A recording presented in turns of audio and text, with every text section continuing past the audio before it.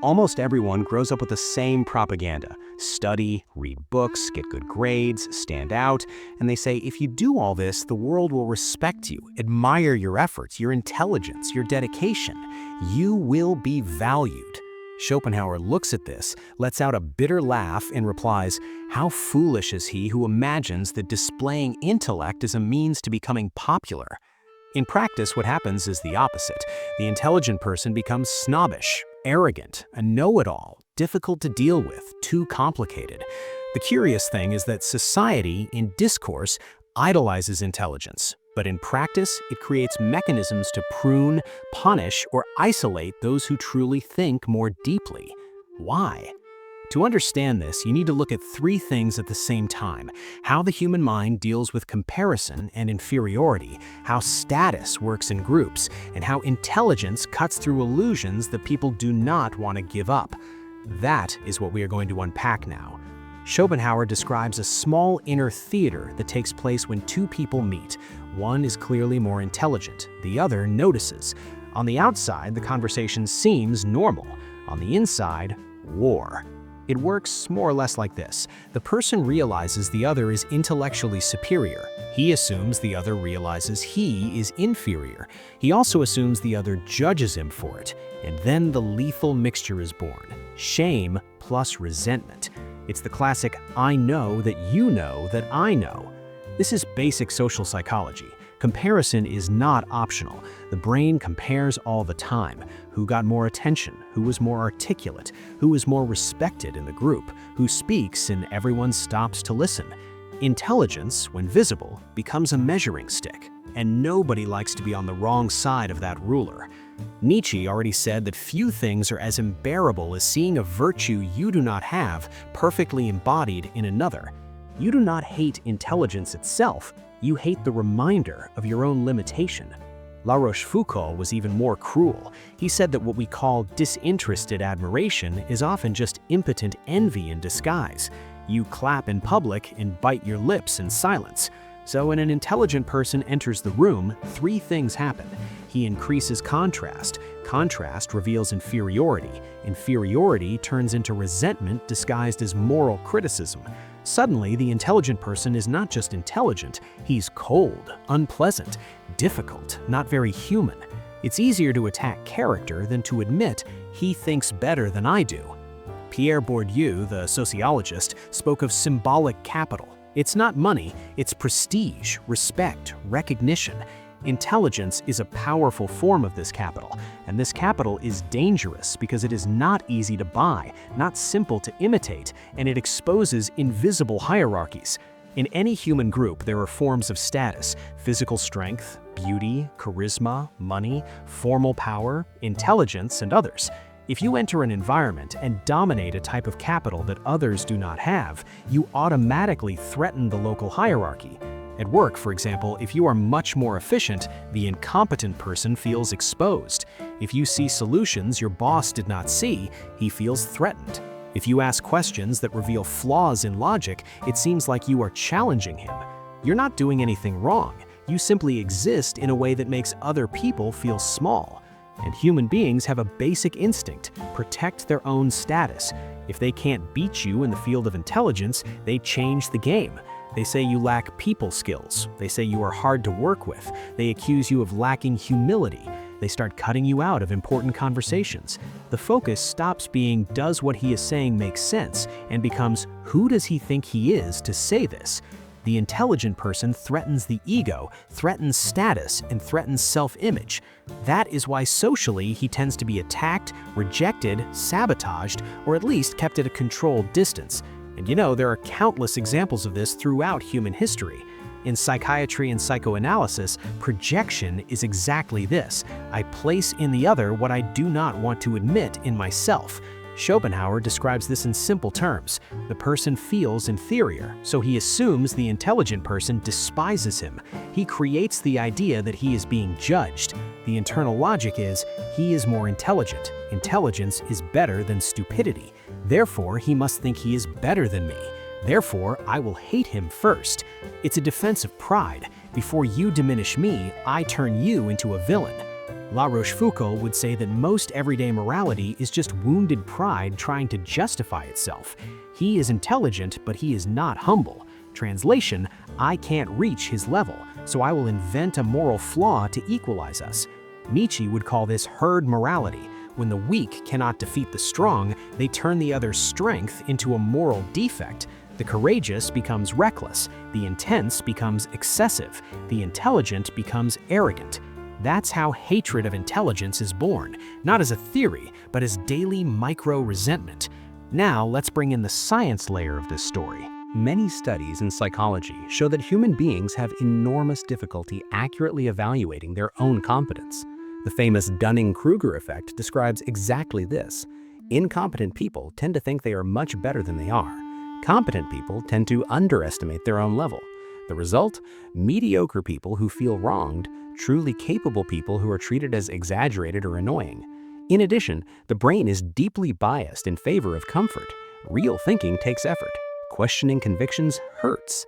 Daniel Kahneman divides thinking into two systems. System 1, fast, automatic, superficial. System 2, slow, analytical, exhausting. True intelligence relies much more on System 2. The problem is that System 2 consumes energy. It goes against habits, certainties, and autopilot, and most people prefer mental rest to truth. So when an intelligent person forces you to activate System 2, it does not feel like a gift, it feels like an annoyance. He complicates everything, he overthinks, he asks unnecessary questions. It is not unnecessary. The mind just doesn't want to make the effort. Add together the Dunning-Kruger effect, attachment to mental comfort, and wounded pride. The result is that society develops an ambivalent relationship with intelligence. It admires it from a distance, but hates it in practice. Now comes the evolutionary layer. Human beings are tribal animals. Survival depends on the group. In such an environment, what is the biggest threat? A distant predator or someone inside the tribe who destabilizes cohesion? The one who thinks too much, questions too much, or sees beyond the group becomes a problem. Not because he's wrong, but because he messes with things the tribe needs to keep stable: beliefs, rituals, hierarchies, and social roles. Robin Dunbar, the anthropologist, speaks of the social brain. Our brain evolved to deal with complex social relationships, not with abstract truth. The focus is who is an ally, who is a rival, who can bring you down, who is above or below. When the intelligent person speaks, he does not just speak. Whether he wants to or not, he challenges shared narratives. And every shared narrative is social glue. If you dismantle an important illusion, do not expect applause, expect resistance. That is why, historically, those who think very differently tend to have similar fates: ridiculed in life, persecuted by the group, only valued when it's too late. A genius is more useful dead than alive. Alive, he disrupts. Dead, he inspires without disturbing. Schopenhauer always had the sense of being the most intelligent person in the room. Unlike many who think this without reason, in his case it was plausible. He had an extraordinary capacity for analysis, deep reading, and synthesis, but along with that came brutal, almost cruel frankness. He said what he thought, corrected people, dismantled arguments, did not moderate himself, did not play the game. The result? He alienated colleagues, fought with academics, and was ignored for decades. Who succeeded instead? Fichte, Hegel, philosophical systems far more digestible for academia, more aligned with the spirit of the time, more sellable. Nietzsche went through the same thing. In life, he was practically unknown. He only became a genius after he was psychologically broken. Ciaran wrote almost entirely from the position of an outsider, a foreigner, a thinker out of fashion. It's a pattern. Deep intelligence tends to lead to uncomfortable conclusions. Life has no inherent meaning. Suffering is inevitable. Morality is largely constructed. Human beings are driven by less noble interests. This does not sell to the masses. It does not move the audience. It does not go viral in a broad public, except in diluted doses. The genius becomes strange, displaced, uncomfortable. He doesn't hate society for sport, he simply realizes that society doesn't want what he truly has to offer. Schopenhauer looks at society and understands something essential. Politeness is theater, not virtue. It's a mutually convenient agreement.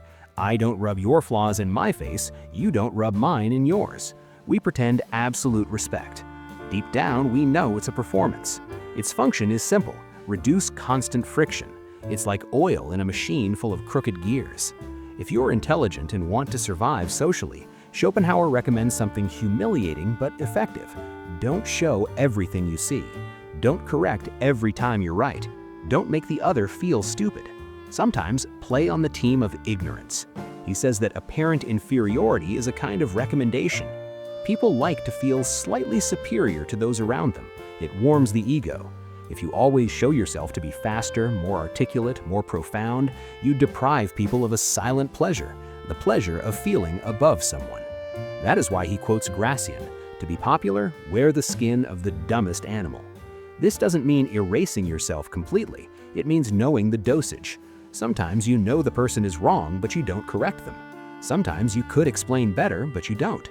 Sometimes it's more intelligent to pretend you didn't see the flaw. It seems like cowardice, but it's strategy. Gracian, Goffman, Schopenhauer all point in the same direction. Human interaction is theater. Those who do not accept this become targets. There's another reason society dislikes intelligent people. Real intelligence cuts illusions, and people live on illusions.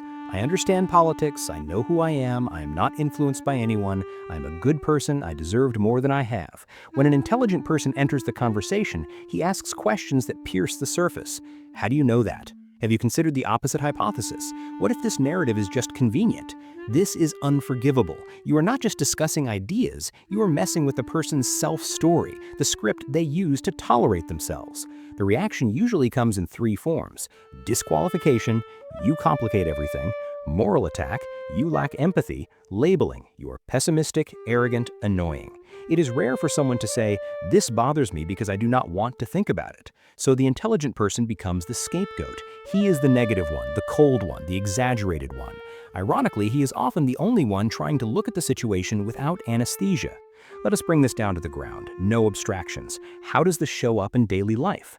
The child who learns fast finishes first and is called conceited. The one who asks questions beyond the lesson irritates the teacher. The student who reads a lot is weird or a nerd in the pejorative sense. The implicit message is clear. Be average. Do not rise too much. Do not sink too much. Stay in the middle.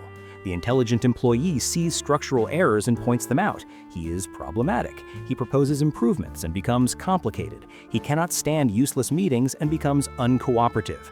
Bosses often prefer mediocre people who obey.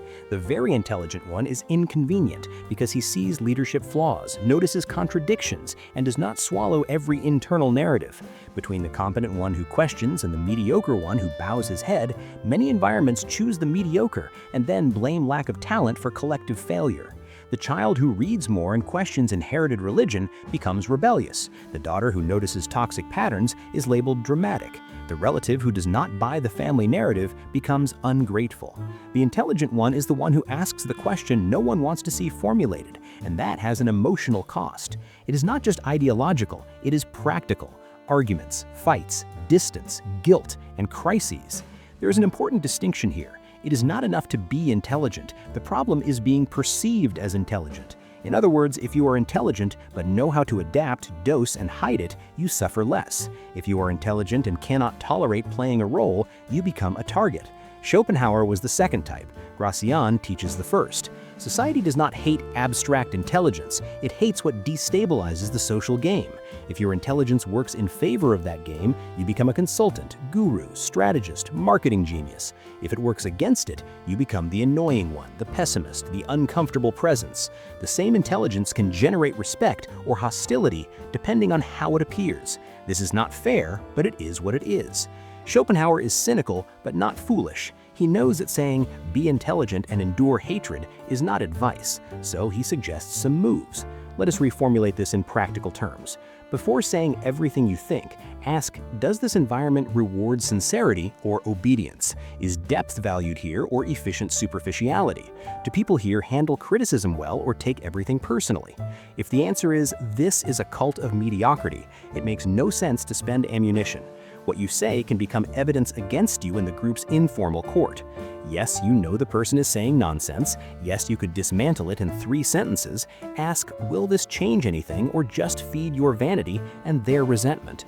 Constant correction generates perceived humiliation, silent rejection, and a reputation for insensitivity.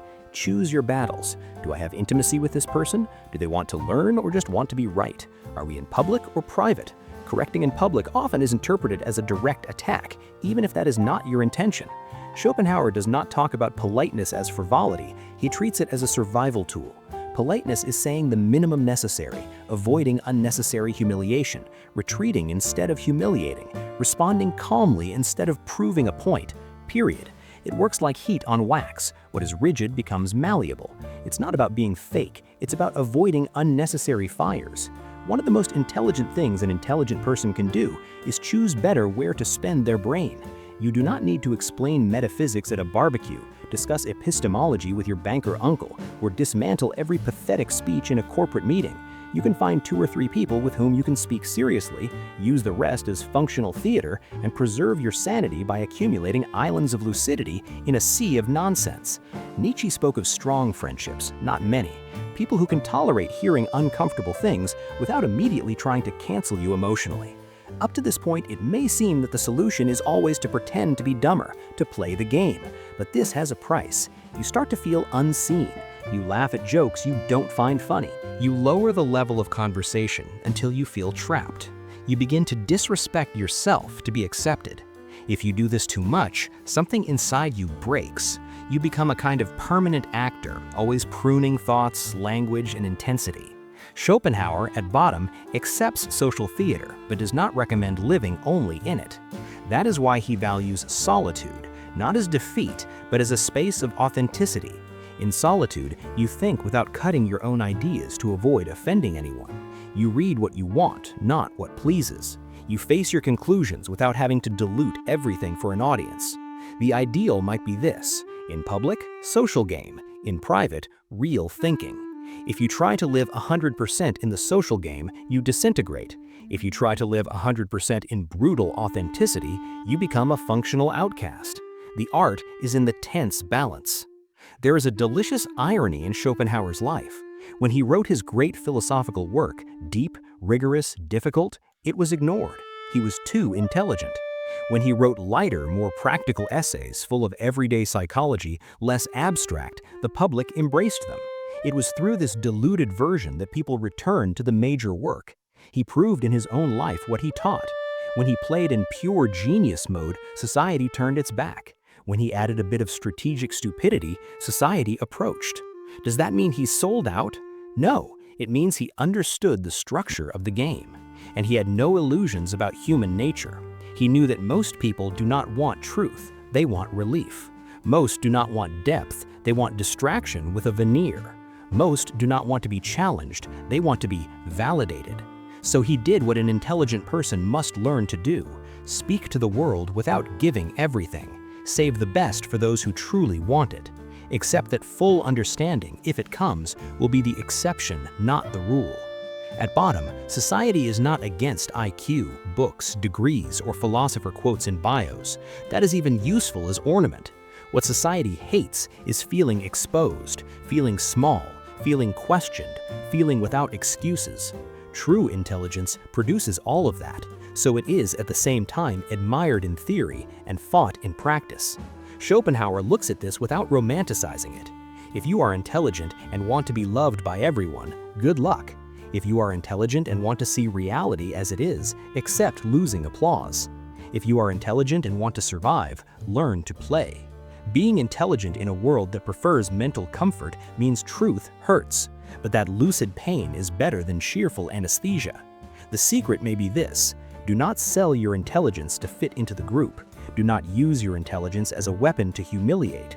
Do not expect the masses to understand you, and above all, choose carefully to whom you show yourself whole.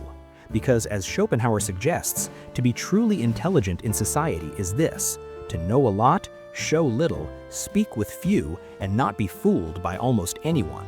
You who made it this far are already part of this. This channel is sustained by a rare community, lucid and courageous people who do not run from difficult questions. If you feel you belong here, become a channel member. It is the most direct way to keep this project alive and also gives you access to exclusive content and dialogues for members. Thank you. You are the backbone of all this. And for those who seek more, I leave a serious invitation: pessimistic philosophy, lucid darkness. It is not a course for everyone. It is a dive without anesthesia into the hardest truths of existence. Only enter if you are ready. The link is in the description. If you want to support in another way, super thanks also helps a lot. But just by watching, commenting, or sharing, you are already part of it. And here, that matters. Thank you very much.